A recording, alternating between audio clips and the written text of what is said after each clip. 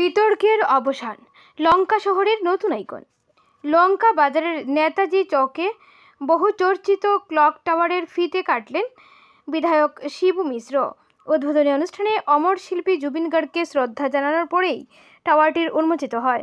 4টি ঘড়ির পাশাপাশি টাওয়ারের পাদদেশে বিহু নৃত্যশিল্পী এবং পেপা বাদক ঢুলিয়ার মূর্তি স্থাপন করে এটিকে দেওয়া হয়েছে এক সাংস্কৃতিক মাত্রা।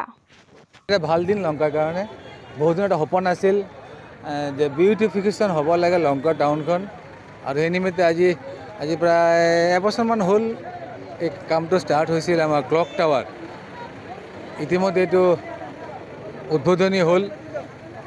লঙ্কাৰ ৰূপ বৃদ্ধি পালে, শ্ৰী বৃদ্ধি পালে, তাৰ কাৰণে মই ভাবোঁ অহা দিনত আৰু লঙ্কা শ্ৰী বৃদ্ধি যেন পায়, তাৰ কাৰণে আমাৰ লঙ্কাবাসী ৰাইজ তথা আমাৰ বিশেষকৈ পৌৰসভা যোগেদি হৈছিল। এইটো আমি আশাবাদী অহা দিনত লঙ্কাৰ যিবিলাক কাম এতিয়া আমি কৰিব পৰা নাই, অহা দিনত নিশ্চিত তাত কামবিলাক নিশ্চয় কৰিব পাৰিম।